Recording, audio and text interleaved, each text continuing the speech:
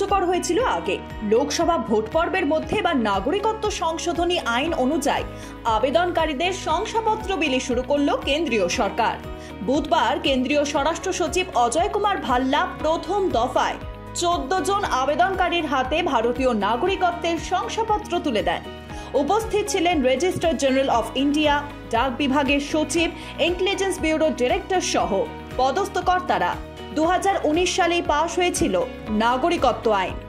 এর প্রায় 5 বছর পর চলতি বছরের 11ই মার্চ এই আইনের বিজ্ঞপ্তি জারি করে কেন্দ্র। সিএএ এর অধীনে কিভাবে নাগরিকত্বের আবেদন করা যাবে, কি কি নিয়ম রয়েছে, জেলা স্তরের কমিটির মাধ্যমে কিভাবে আবেদন করা যাবে, আবেদনগুলির যাচাই বাছাই কিভাবে হবে, সব জানানো হয়েছিল। তারপর থেকেই সরকারি ওয়েবসাইটে নাগরিকত্বের আবেদন করা শুরু করেছিলেন আবেদনকারীরা।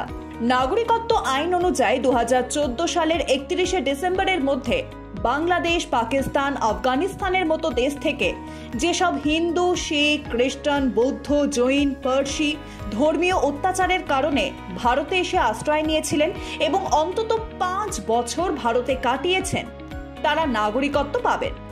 আর নাগরিকত্বের শংসাপত্রের জন্য সিএএতে আবেদন জানানোর নির্দেশ দেওয়া হয়েছিল কেন্দ্রের তরফে। সেই মতো 14 জন আবেদনকারীর হাতে বুধবার শংসাপত্র তুলে দেওয়া হয়। আর এই শংসাপত্র পেয়ে খুশি আবেদনকারীরা। हमें आज नागरिकता मिली है तो बहुत अच्छा लग रहा है और हम आगे पढ़ लिख रहे हैं तो हमें अच्छा लग रहा है, मतलब हम आगे बढ़ेंगे, हम नागरिकता मिल गई है। आज बहुत अच्छा फील हो रहा है। पाकिस्तान में हमें बहुत दिक्कतें थी, मतलब हम लड़कियां वहाँ पढ़ नहीं पाती थी और घर से बाहर नहीं निकल पाती थी, मतलब निकलना था तो भी हम बुर्का पहन के निकलती थी वहाँ मुसलमानों का वो करके। और हम इंडिया में आए तो बहुत अच्छा हमें लगता है, हम पढ़ लिख रहे हैं।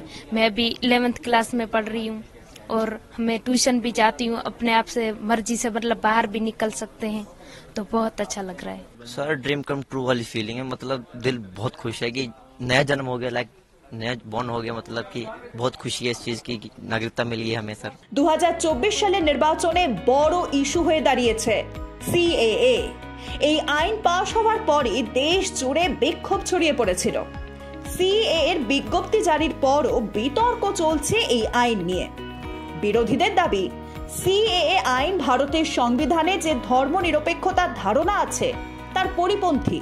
এর মাধ্যমে ভারতের মুসলিম নাগরিকদের ভিটে ছাড়া করা হবে। এ নিয়ে সব থেকে বেশি সরব হতে দেখা গিয়েছে মুখ্যমন্ত্রী মমতা বন্দ্যোপাধ্যায়কে। এ নিয়ে বিভ্রান্তি ছড়াচ্ছেন তিনি, যদিও মমতার সেই দাবি উড়িয়ে একাধিকবার কেন্দ্রীয় স্বরাষ্ট্র মন্ত্রকের তরফে দাবি করা হয়েছে এর জন্য মুসলিমদের কোনো সমস্যাই হবে না। কিন্তু তাও ভোটের প্রচারে বিষয়টিকে হাতিয়ার করতে ছাড়ছেন না বিরোধীরা। আর সেই আবহেই এবার 14 জনের হাতে নাগরিকত্বের শংসাপত্র তুলে দিয়ে একেবারে মাস্টার স্ট্রোক দিল কেন্দ্র। Bureau report, Pritam Bangla.